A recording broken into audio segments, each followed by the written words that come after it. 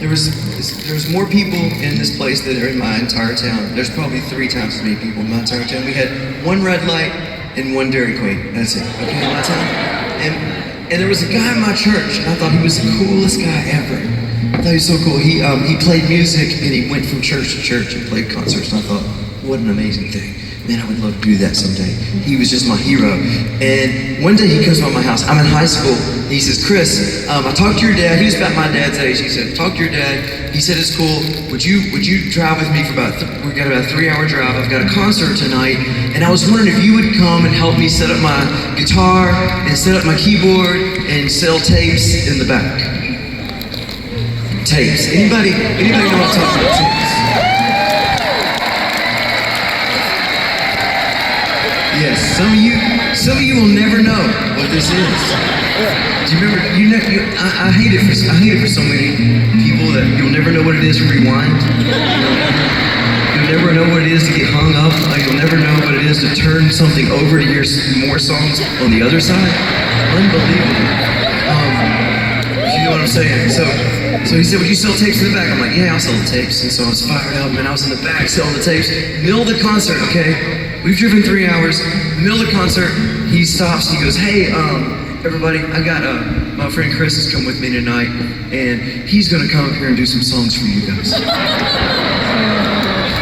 I was like, bro, we drove 3 hours. You did not say a word about this. You did not give me any warning, and I have no idea what to do. I'd only sung in my own church, you know? And you don't know if you're any good if you've only sung in your own church, because no one's gonna tell you the truth in your own church, you know what I'm saying? So I'm just like, okay. So I get up there and I grab the guitar, and when I say it was bad, guys, it was so bad. I was scared to death. I'm playing guitar, and I was getting those sympathy claps, you know, like bless his heart, like get off the stage kind of thing. So I was off the stage fast as I could, and went back to the tapes. And afterwards, this youth pastor came up to me and he said, "Hey, that was amazing, man. Would you come play at our church?" And I was thinking to myself, what must the music be like at your church? Did you not just hear what was going on stage? And he's like, no, I really would love for you to come play. We're doing this youth week. We're doing this summer, this week for this youth camp, and we'd love for you to come and play, be the music. And I was like, oh my gosh, somebody's invited me to play. I was like, yes, I will do it, absolutely. So I got home and I was thinking, oh my goodness, I have committed to play for a week at this youth thing, and I only know 3 songs. And I was like, how's this gonna go? And I get a call from this guy named James. And I'll never forget this as long as I live. This is what I'm getting to in the story. This guy, James, he calls me, and he says, he's got this deep voice on the phone. He goes, hello, my name is James. It's like, hey, James, I'm Chris. He goes, yes, Chris, I'm calling you because I'm speaking at this youth event. And I hear that you're doing the music. I was like, yes, sir. And he said, the reason I'm calling you is I've never heard of you before. And I was like, well, James, the reason you've never heard of me is that I've never done this before, and you're calling me at my parents' house. I live with my parents. I'm in high school. There was this long pause on the phone. He said, well, what kind of music do you play? I said, James, I know 3 songs. And he said, 3 songs? Yep, 3 songs. He said, okay. So he said, can I send you some music to learn? And I was like, absolutely. So he sends me these CDs, these tapes of these worship songs, these early worship choruses, right? And so here's how I did it. This is the first thing I ever led.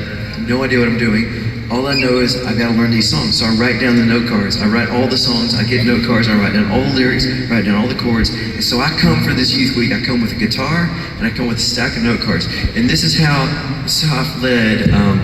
This is how I led my first time. Okay. So I got up on stage. Scared to death. Did not say a word to anybody. Did not look at anybody. Did not acknowledge that there was a crowd. I grabbed my guitar and I went to my first note card. Just staring at that note card and played that song. Finished that song.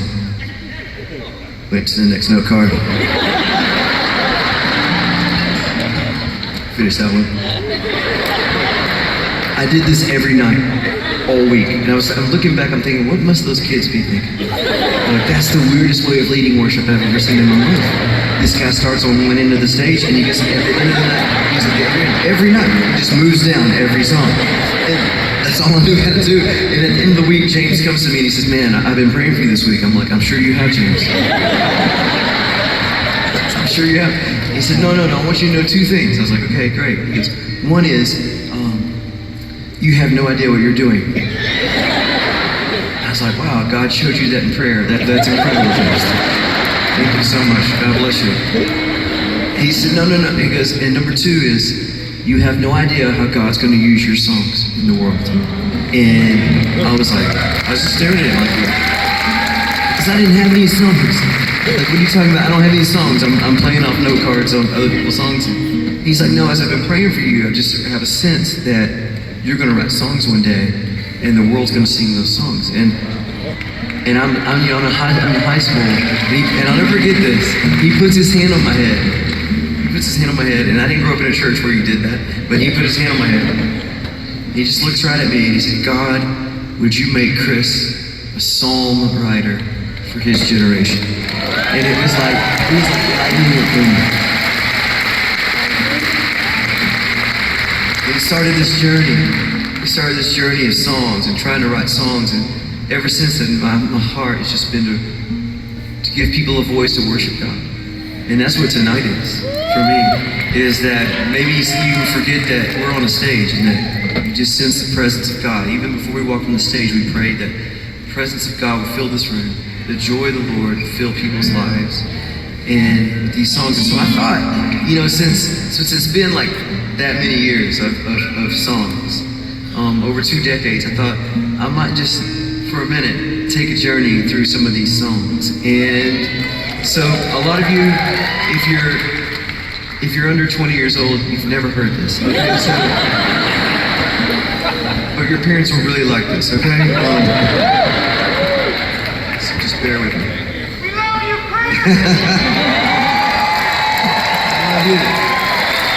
This is so special. This is a special night. I'm telling you, I just feel so good. And thank you all for being awesome. Thank you all for being awesome. Where's my note card? Okay, right here. One, two, three.